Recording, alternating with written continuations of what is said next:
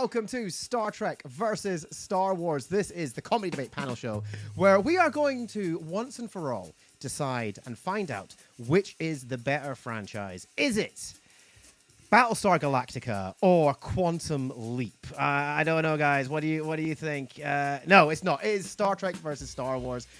As long as you've had any geeky franchise, these are probably two of the biggest ones, at least in science fiction. Ladies and gentlemen, I have two fantastic guests who are going to be battling it out on this show as to which one is better. I'm going to be leading them through several rounds, games, and I'll be scoring it after everyone. But joining me from TrekCulture, I have Sean Ferrick. And joining me from WhatCulture, I have CJ the Geek. Hi. Hello, guys. Hello. Welcome. Yes. How are you two doing? I'm both nervous and excited. Ooh, okay. CJ okay. sounds like my wedding night. Yeah. So hello everyone. It's so nice to be here. It's lovely. Battlestar Galactica, by the way, was the answer to your previous No, question. it was Quantum Leap. I'm actually a Quantum Leap boy. I grew up on Quantum Leap. Oh, great. We're fighting already, Sean. We're fighting already. You see what I've done? You see what we I've done? won't fight. It's great, because listen, we'll come to an agreement. You think that you're right, and I know that I'm right. So what we'll do is we'll just agree that I'm right. We're not going to be friends by the end of this. Me and Sean are very newish friends, and I feel like by the end of this, we're going to be new enemies. Your overconfidence is your weakness. Your faith in your friends is yours. This is a comedy debate panel show where, as I said, we are going to decide which one is the better franchise, Star Trek or Star Wars. And like any good debate, we have several rounds. We have debate rounds, but we're also going to be playing games, and we are going to test these two's knowledge at the end as well in an ultimate knowledge round. No, you're not feeling good about this one, CJ? I can never remember names, locations, or anything, so knowledge-wise, but what I am good at is mass debating. If I can debate on a whole in a large area, I can debate non-stop. You're the master debater, absolutely. I am. In any good debate, we have to start with an opening argument, an opening statement as to why you think your franchise is better than the other. There will be no rebuttals in this round. This is your opening statement. We want to hear what you have to say. So we will start because because the show is called Star Trek versus Star Wars. Sean, we're going to start with you. Okay, why is Star Trek as a franchise better? It has far more variety while still keeping the same overall theme, which is philosophy and the belief that in the future we as a species will get through our differences and we will end up working together. Now, that has been shown in several different ways, but the overall ethos of Star Trek is let's work together to do something better. And also, much as your silly space priests are fun and all that, Star Trek has evolved past things like that, if you know what I mean. Plus, we have phasers. Okay. So wait. So working together in a future evolved past things that happen with space priests and phasers. That's your argument. That's a pretty good one, yeah, I think. Okay. We got our opening statement there from yourself, Sean.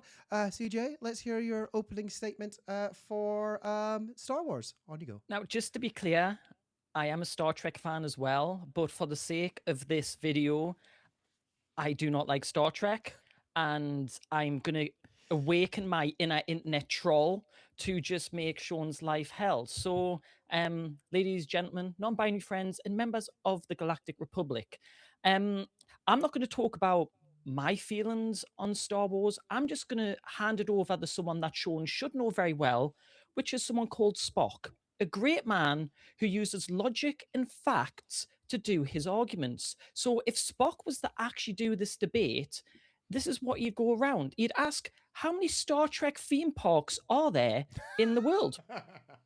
None. You don't see the Riker chair simulator at any theme parks. No. But there is Star Wars theme parks all around. Ask a random person when Star Wars Day is, they'll be able to name it. When we recorded this, it was yesterday. Ask someone when First Contact Day is, they'll go, is it the 5th of October? I don't know. Nobody knows. Nobody cares. And by the way, 5th of October is exactly 6 months on afterwards from the actual day. just so that way I know when my Star Trek is. Also, you don't see young kids running around with phasers going, "Look at me, mum, I'm Captain Picard," and wearing a skin-coloured swim cap on their head. No, they're wearing bathrobes and running around with long toilet tubes, whacking the poop out of each other and calling them lightsabers. And finally, just a few more facts for you. If you look at the gross earnings for franchises, Star Wars is fourth behind Pokemon, Mickey Mouse, and Winnie the Pooh. Star Trek is 33rd behind Despicable Me, Hello Kitty, Candy Crush, and Paw Patrol. That's right, Paw Patrol is more valuable than Star Trek in this world. Doesn't that say it all? Screw you, Sean. We have a fight.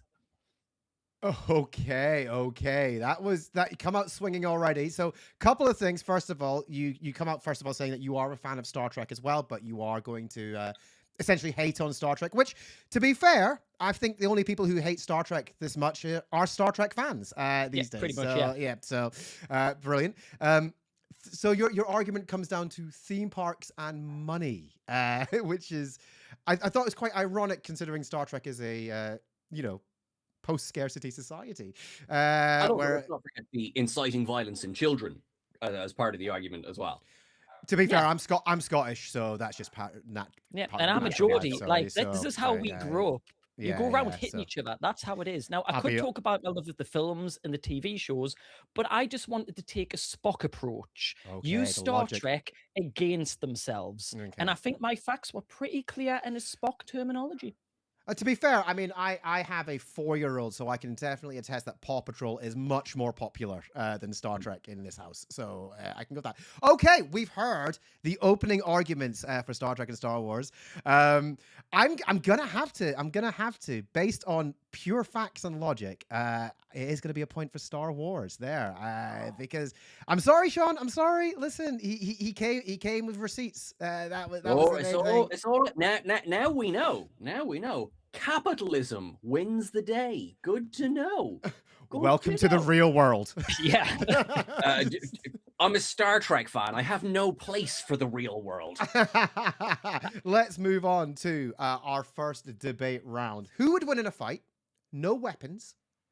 Is it going to be Han Solo or is it going to be James T. Kirk? So you're going to have a chance to put out your argument and then there will be rebuttals. So, Sean, since you were first last time, CJ, over to you. Let's hear about the case for Han Solo in this fight. Well, the problem is, it's Han Solo. He's going to sneak in weapons, all right?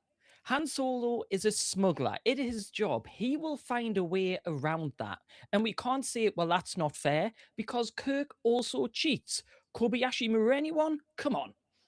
They're both cheaters, they're both smugglers, they're both going to expect the other to be cheating. And by the time Captain Kirk finishes talking on what he is saying, Han will have already shot first and finished the fight. You know, Han has a proven record of being a survivalist, and he's literally taken out Darth Vader and Boba Fett, two of the greatest baddies in TV and movie history. Who else can say that? He took out Darth Vader in A New Hope, and he took out Boba Fett in Return of the Jedi. Both intentional? Nope.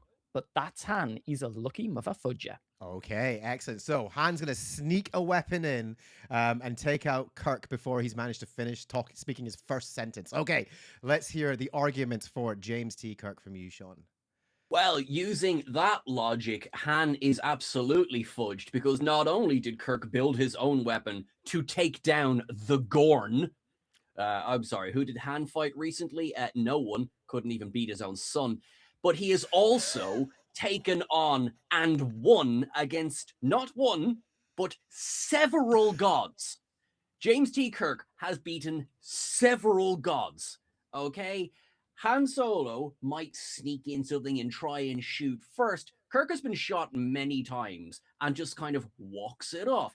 All that'll happen is that his uniform will absorb it, rip, and Kirk will just turn it straight back around and beat the crap out of Han Solo. Also, oh look, I'm a smuggler. I snuck in a weapon. Ha! Oh well, Kirk's coming through with the double fist pump.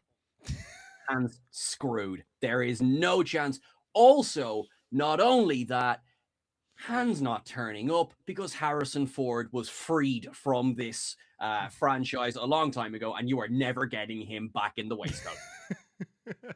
Okay, so we've heard James. So James T. Kirk has fought gods and has the. Just how did you put that again? The double.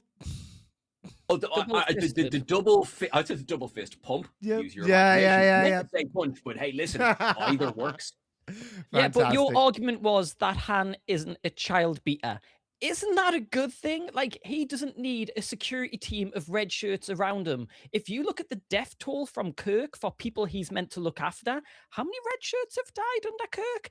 How Not many as Han's many friends as have died? Scott Bakula's Archer, you little Quantum Leap fan. This is very true, actually. But it is a fair argument, though. A lot of people have died under Kirk's command. Not as many as you'd think. Not as many as you'd think. Believe me, we've done the list. You checked it twice. And excellent. So also, wasn't Han semi-responsible for the Death Star's destruction? If we're going to do a body count thing here. Well, actually, no, because he didn't actually fire on the Death Star. That was Luke. He just shot okay, but Darth we're splitting Vader. here. So he got the heat off Luke so that Luke could commit mass murder. I mean, would they even fight, or would they just try and charm each other? And because they charm each other so well, they wouldn't actually fight. They'd just end up together. What, you see, I see your logic, but so we have Harrison Ford chatting away with William Shatner, and that's when the attack comes, not from the front, but from the side, from the other two James T. Kirks you didn't even know were there. Chris Pine and Paul Wesley coming in for the kill. But there are two Han Solos as well. Alden Ehrenreich did not turn up to this. He's got other things to do. So it boils down to 3 Kirks versus 2 Solos, and one of them doesn't turn up. Literally just being solo. Yeah, but Han would have shot him first anyway.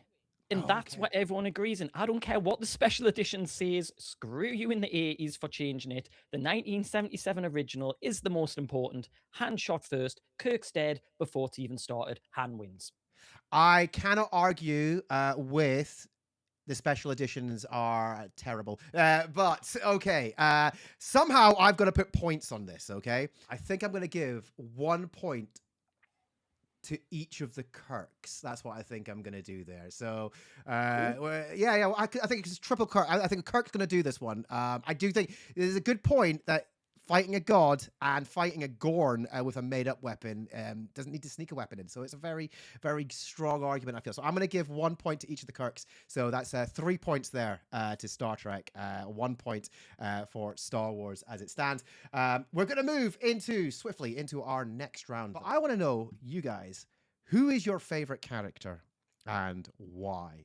And again, we're going to switch it back. Sean, let's start with you. Well, my favorite character in all of Star Trek, easy decision, Garak. Plain, simple Taylor Garak. Because he, introduced in the episode Past Prologue of Deep Space Nine, brought to life by the incomparable Andrew Robinson, was bisexual fashion lizard, just to start with. He met Bashir with one thing on his mind, which was consuming him, keeping it PC for the audience, and then goes on to become one of the most textured and layered characters in the entire 60-year franchise. This man has more secrets than there are galaxies far, far away. Also, you know the way it took fleets of people to try and take down Death Stars? Yeah, he would have done it in like 5 seconds. Probably with more people dying as well. But also, they wouldn't have had to die. He would have given you options. That's what Garak does. Also, what Garak doesn't need is a poncy suit that he has to wear just to stay alive in, because he wouldn't have bothered trying to get the high ground. Obi-Wan would have never made it as far as the lava pits. That's how Garak rolls. Garak goes from an exiled tailor on an enemy space station to the leader of his planet in 6 short years. Granted, 600 billion people die, but he doesn't. And also, just look at his little smile. Just look at him. The way he's looking at you. He knows exactly how and when you die. but you also know you're going to have a good time along the way. That's the power of Garak. Also, just throwing it out there, I've seen Garak in a tuxedo. A tuxedo. I'm so glad you said tuxedo there. Yeah. Me too. Oh, Excellent. Okay, so we've got Garak on the Star Trek side. Let's hear from CJ for the Star Wars side. Favorite character and why? I mean, you're talking about impact in a universe. Now, this guy, and I'm going to get straight to the point, he's someone who was key to the Rebels beating the Empire. Without this person, there'd be no Star Wars, no Empire Strikes Back, no Return of the Jedi, no Star Wars universe as we know it. A man that tricked Darth Vader and won. It is Captain Bovan. Now, some of you are probably going, who is Captain Bovan? Well, this man lived the dream. He was in and out in 4 seconds, and everyone had a good time because of it. Because he said the immortal lines of hold your fire, there's no life forms, it must have short-circuited. That's right, it's the man that in 11 words in 4 seconds saved the galaxy because he did not shoot down C-3PO and R2-D2 in A New Hope. There's no truer hero that has existed in the Star Wars universe. The Death Star would have still been going. Yeah. Darth Vader would have found out his son and just chopped off his entire body, not just his hand. All because this man didn't want to cost the Empire the money for shooting an empty pod. That was it. That was the reason. He didn't want to cost money. And this is how good a manager he is, right? This is how good he is. He even covered his trails by bribing one of the other admins to hide the fact that he's the reason C-3PO and R2-D2 escaped over some sort of gambling game with another member of the Empire. This guy is a hero. In and out in 4 seconds. Saves the day. Everyone enjoys it. Everyone owes a lot to this man. Your man may have done a lot in 60 years or whatever, Sean. This man did it in 4 seconds. This man knows what he is doing. That's why he's the best character in any Star Wars, because without him, there'd be no Star Wars. Can your man say that? I don't think so. I love the fact that I've obviously I asked you guys in advance for your characters so I could get some pictures for them, and the Garak one there I think is iconic. We've all seen that look. We know it. The Bovan one, I looked up and I went, this is the best picture I could find. That is the only picture. That is it. That's it. There's no other picture. I don't even know what he looks like. This is the picture you get. That's all you need. And to be fair, just for the picture alone, I'm giving a point to Star Wars just because that is for absolutely. Listen. Garak's supposed to be a spy. We see his face all the time. Bovan, not even supposed to be a spy. Don't even know what he looks like. Garak is one of the most memed characters on the internet. Especially the lies. But he didn't create an entire universe of movies and TV shows. This guy did. You've got a chance to get a couple of points back here, though. Okay, you've got a couple of points to get some points here. And yet I've won 2 rounds, and yet I'm still losing because he gives 3 Kirk points. How does that work? So Sean's still winning from 1 round. Once again, it's because Star Wars has done far less recasting than Star Trek has. This is very, very true. Okay, we don't recast. We just use CG to bring back people who are dead. Okay, chance for a couple of extra points here. Who has the best quote? Go on, CJ. Go on, say, repeat yourself.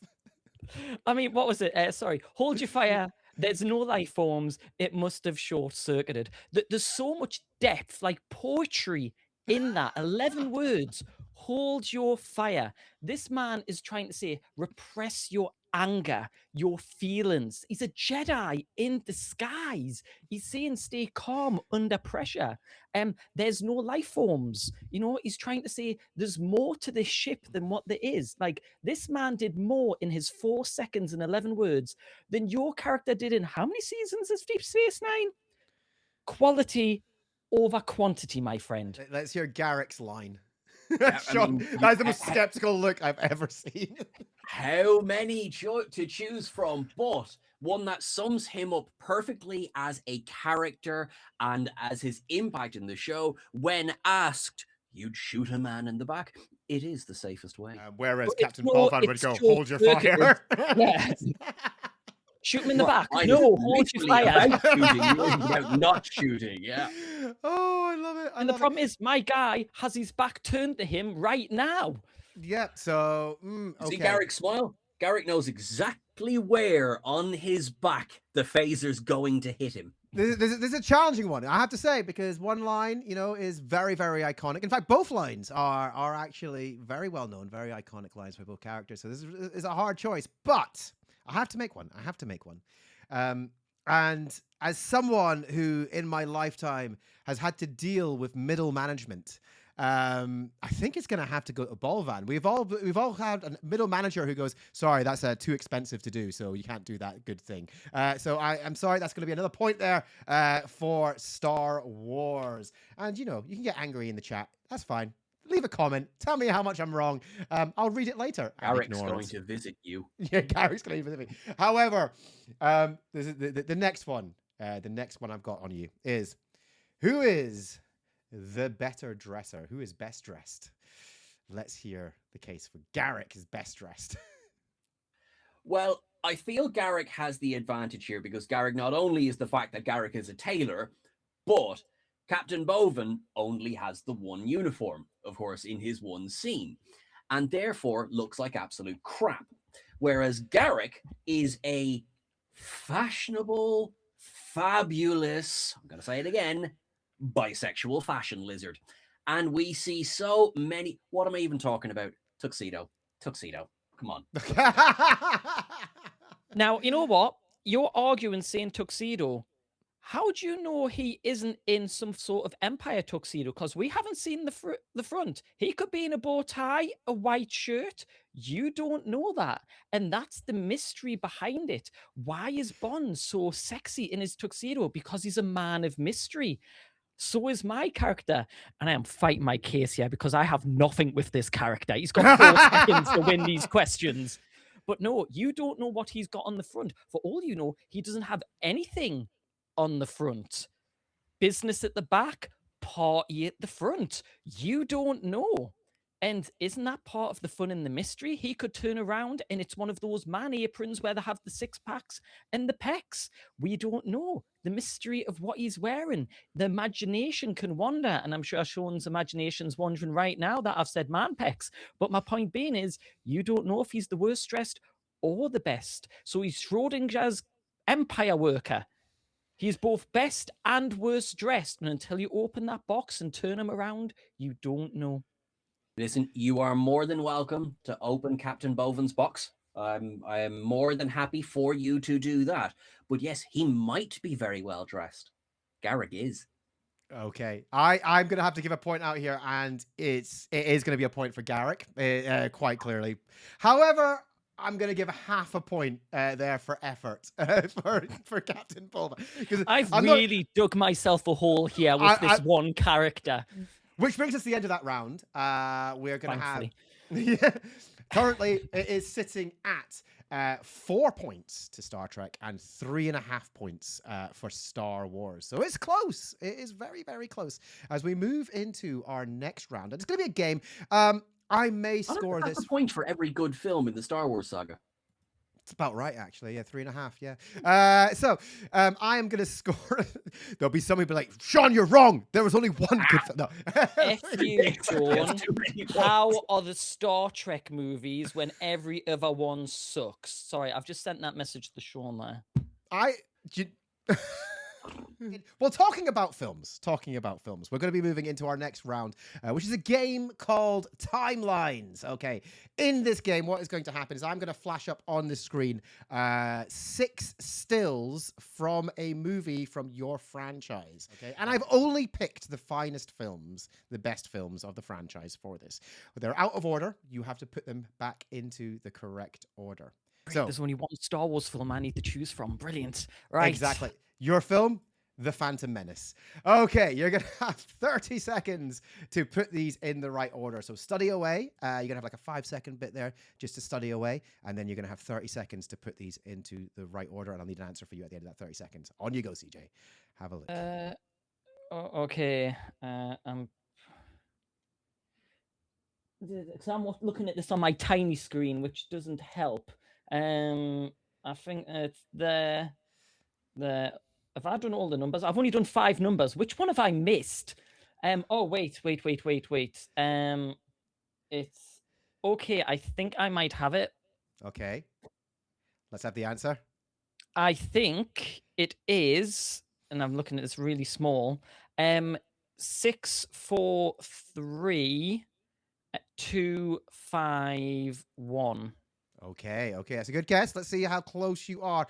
I'm going to say this right. I'm going to say this outright. I have done this show for so long, and this is one of my rounds that has been there since the beginning of the show. I've done so many variations of this, and sometimes people go like, "Hey, Rick, wouldn't it be funny if one day you just left them in the right order as it is? Just watch people do that." And I thought, that's that's too cruel. So what I did instead was I just put them into reverse order. 6, 5, 4, 3, 2, 1 is the correct order for this one. Screw you. But very close, I will say. You were very, very close on that one. So I only got 5 in the wrong place, to be honest. Yeah, exactly. So I'm actually going to give you half a point for that as well. So that'll bring you up to 4 points. Okay, Sean, are you ready for your movie? Okay. Again, remember the theme here. We're sticking with the best of the best movies, which is why I've given you The Final Frontier. I love this film. I know. You ready? Study away. Oh, we get sound on this one.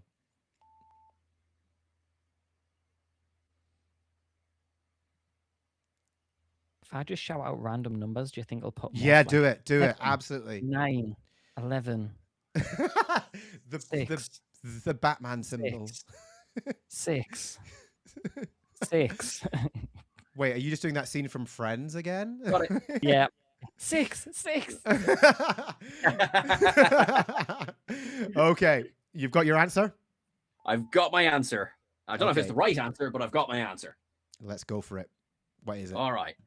I think it's 214536. 214536. Shall we find out? It is 214536. Sean, well done. Sometimes I'm proud of the things I know. Other times, maybe not so much. So this is hey, Sean, how could you possibly have got that in order? Well, I knew Spock only pulls out the loot at the end of the film, so that's why it can't be the first campfire scene. Love it. Kirk on the bridge of the Klingon ship. Please, Captain, not in front of the Klingons, which of course happens after. Listen. I have to say, I have a special place in my heart for this film. It's the first Star Trek film that was released after I was born. Let's move on to our next round, which is called, it's just called Versus. Who is better to be stranded with? Neelix or Jar Jar? Okay, nice and straightforward. Neelix is a talented chef.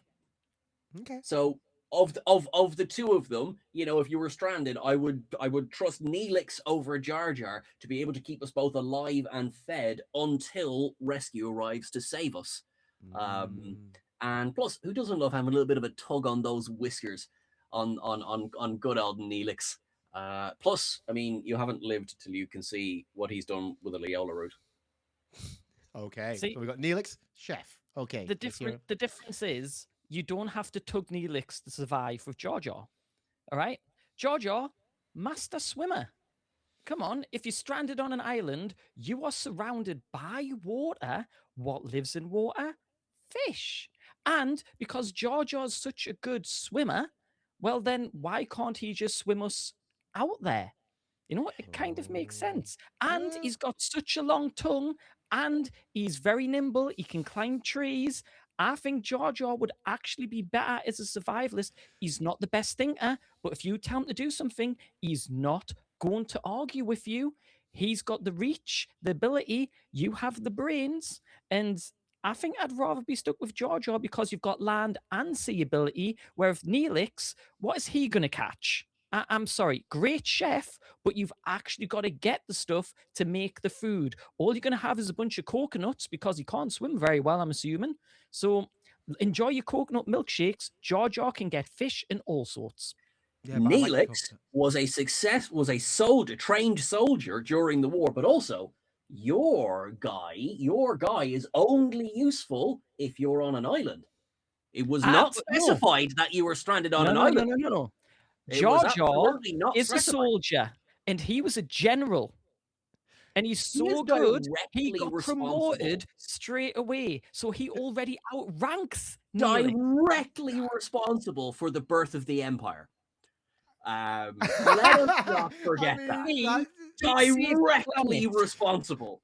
I mean, not when he was a soldier. You know, that was once he got into politics. Then then it was all hands off. It You know, always goes wrong with politics. Yeah, But and we soldier, learned he saved Naboo. we've learned that when an idiot is in charge, then yes, bad things can happen. Okay, That is very, very true. Yeah, but yeah. Okay. Neelix, as I say, he's a survivalist, and wherever you are, whatever terrain you're in, Neelix can help you. Also, Jar Jar sees water and he swims off, knowing his brain forgets you're there. You starve to death and die. I'm gonna CJ, I'm gonna help you out here a little bit because you talk about Neelix is a trained soldier. Yeah, he had to be trained, right? Jar Jar accidentally took out an entire droid army. Like he's a natural. Yeah, he does it all. Natural Exactly, naturally. He doesn't need to be trained. He just does it. So, however, we're also talking which version. Are we going with Darth Jar Jar? Because then technically he has the Force. So Darth Jar Jar has the Force, which means he's very powerful. He's a powerful Sith Lord, which means even better than Neelix. The annoying thing about that argument is that I want to turn around and say we can only use stuff that's canon, but there is actually a Lego figure of Darth Jar Jar, which makes it canon. Is there actually? Yeah, there actually is. So I'm like, came out the other year. Yeah, Darth Jar Jar is a thing. Is canon. Yep. So yeah. Oh, okay. So we've Rebuild got the universe. Sith Lord. Which version? Which version are we going to use then? I'm gonna push you here. Which version are we going to use? I mean, Darth Jar Jar has everything. Okay, so we've got Darth Jar Jar, who is an incompetently competent Sith Lord, versus Neelix, the trained soldier, who can whip up a good good soup. You can hug his whiskers. Don't forget that. He's got those whiskers as well. Whiskers. Oh. He also came back from the dead, but that doesn't really do anything in this situation. No, the Sith come back from the dead all the time. They've got an entire series about one who came back from the dead. So it's very good, by the way. I'm going to give a point there to Darth Jar Jar. If we're bringing Darth Jar Jar to a fight, then it has to go to Darth Jar Jar. So there we go. That is a point there for Star Wars, which at the end of versus round leaves us on 5 points apiece. Ooh, how did that happen? 5 points apiece, which is very close. So it's going to come down to our final round, which is called Ultimate Knowledge. Congratulations, Sean, on your victory. Thank you so much for having me here. It depends now. It depends, doesn't it? Listen. Don't write yourself off at this moment in time, okay? Don't write yourself off. I could have gone super deep on the Star Trek facts and like really shallow on the Star Wars facts. How it's going to work is you've got 5 questions each, okay? We're going to alternate the questions. If you get the question right, you're going to get a point. If you do not get the question, if you answer incorrectly, or if you cannot answer it, the other side can attempt to answer the question and steal the point. Okay? So, cool. Sound fair? Sound good? Okay. Nope. Let's move. So when I do the live show of this at this point, because I'm like, it's live, who cares? I've paid my royalties and I've paid all the things that I'd usually pay Jewel of Fates at this point because, oh my word, it's an epic piece of music to play. Instead, enjoy this music from Epidemic Sound. So let's move into Ultimate Knowledge. We're going to start patronizingly easy. Okay. And then we're going to move up in difficulty, okay? So, patronizingly easy, move up in difficulty. Sean, who was the captain of the Enterprise D? Primarily. primarily? Captain Jean-Luc Picard. Is correct. Well done, Sean. Okay, there we go. That's the patronizing point. Okay, here we go. CJ. Who is Luke Skywalker's father? Ooh. Well, I've never seen the DNA results. Because there are rumors that Padme and Jar Jar kind of got together. Okay, yeah. Darth Jar Jar got in there, didn't he? You want his legal name or his what he's known by? I will accept either. Anakin Wonderbottom Skywalker. Is correct. So there we go. We got a point each on the board there. Round one, patronizingly easy. Okay, we're moving to the next round. Okay, here we go. Star Trek. Sean, what year was The Wrath of Khan released? It was the year of our Lord 1982. Correct. The year I was born as well. So yes, there A you go. good year. Yeah, A exactly. good year. A good vintage. Exactly. So there we go. That's a good one. Again, see, we're keeping it nice. See, CJ, there was nothing to worry about here. It's all, it's all good. On what planet do Luke and Yoda complete his Jedi training? Oh, Dagobah. There you go. Dagobah. There we go. So there we go. See, right. How are we feeling so far, guys? Okay, nice, easy. Still dreading it because I still just have a Ultimate round. terrible memory for this stuff. Okay. Sean, in the TNG episode, Next Generation episode, The Inner Light, what is the name of the planet where Picard lives an entire lifetime? Catan. Can you use it in a sentence? I Catan. Is correct. I'm so glad you picked that up. Excellent. That's another point there for you. CJ. What is the designation of the detention block where Princess Leia is held on the Death Star? Cell block 3. Because it's the third door down, so it's It's cell the third block door down. 3. Okay. No, it's the detention block, not just the cell. Oh, pass. Pass. Pass. Okay. Sean, Sean? that's yours. Enjoy. Oh. G. Incorrect. It is AA23. Oh, damn it. Well, technically, I did get the 3. Yeah. You get three. Do you know what? Because that is 1/4 of the answer, you can have 1/4 of a point. That goes Okay. next with my half. Yep, there we go. So there we go. 0.25. Okay. Sean, what is the registry number of the USS Defiant from the Tholian Web?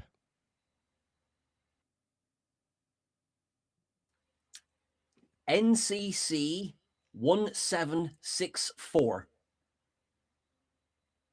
Are you sure? Yes. God damn, that is correct. I would have been screwed if it was the other one. I can't compete with this. Sean has a great knowledge for this. I forget. Wait, are you saying I should have done the other Defiant? Oh, I was like NX7. Oh, I know it started. Oh god, yeah. But it was like 1764. I have a little model of it. oh, you damn it! I should have gone for the other one. Okay, here we go. I've watched TV shows for like 7 years and I still can't even name all of the cast members. This is how Okay. bad my memory is. Okay, I'm gonna ask you a sort of a staging question here for this next one. Have you read the comics, the 1977 comics? The 1977 comics? No, unfortunately not. I read the 78 ones, but I didn't read the 77 ones. Okay, might not do this question. No, I'm gonna do this question anyway. I'm gonna do this question anyway because I love the answers to it. In the original Marvel Star Wars comics from 1977, what is the name of the giant green rabbit-like companion of Han Solo? Like how? It's genuinely a thing. This is genuinely a thing. Okay. Okay. I'm gonna say because you're laughing, it has to be something stupid. So I'm gonna go. It's a giant rabbit. Yes, giant green rabbit. I'm gonna call him Greeny Rabbitin. Okay, Greeny Rabbitin. Incorrect. Oh Okay. damn! Sean. Bucky O'Hare. Bucky. You see, okay, yeah. I can see where you're going with that. Incorrect. It was Jackson.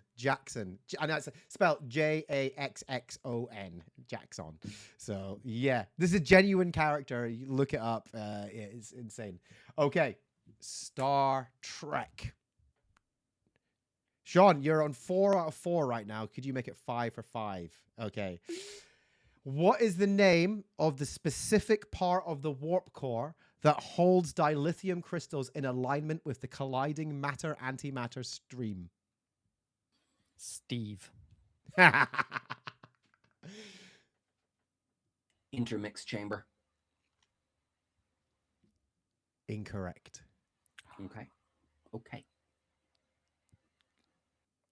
CJ, do you want to take a guess? Well, I did like my answer of Steve. It's a good answer. It's a good answer. And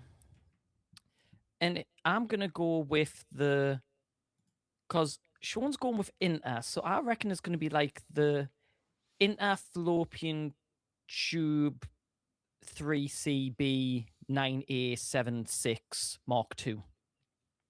Is that the answer you want to go with right now? Yes. Are you sure? Yes, because I know it's correct.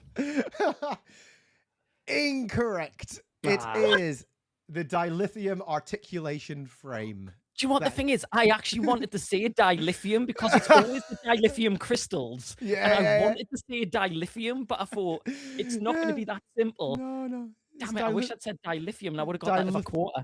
Dilithium articulation frame. That was it. And like basically, Sean, I was like, I have to throw in something there. I had to do something. I had to I had to try and throw you off. But after hearing you do the define thing, I knew that was going to happen. Oh, no.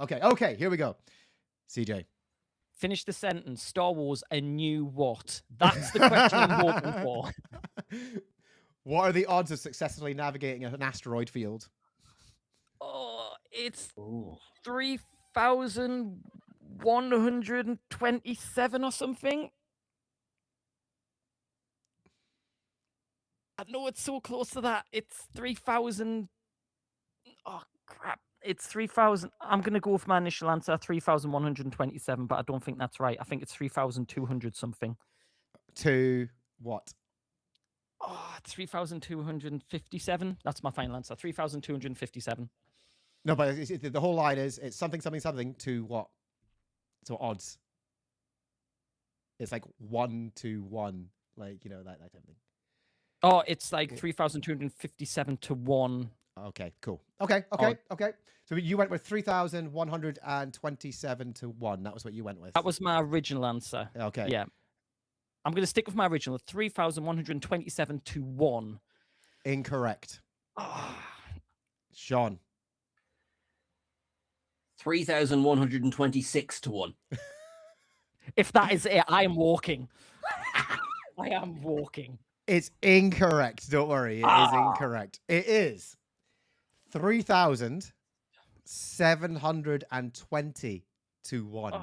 I knew there's a 20 in there as well. And I'm gonna be honest. I'm gonna round up your quarter point to a whole point there because you were so damn close. So I'm gonna give you an extra point in there.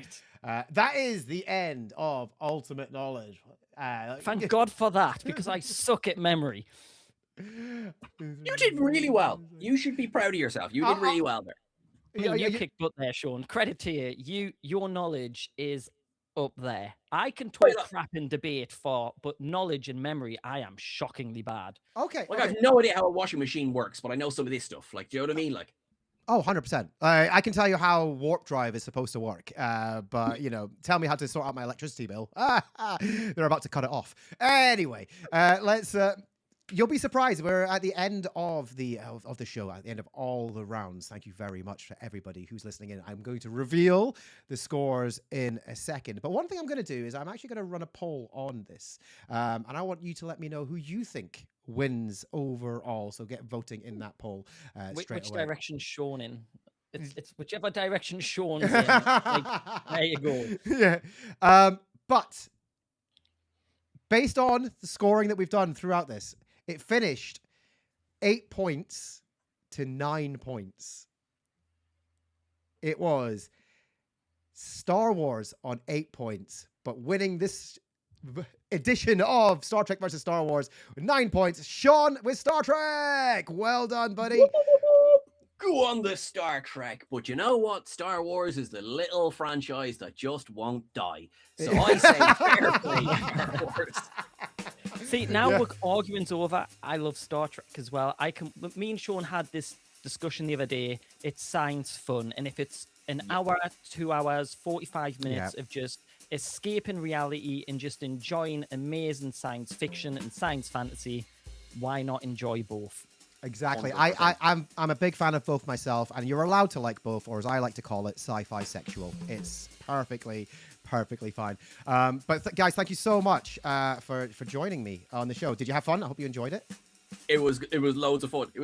As soon as I heard the opening comments, it was just like, so this is the tone we're going for. Rightio. I'm just going to throw out whatever preparation I've done.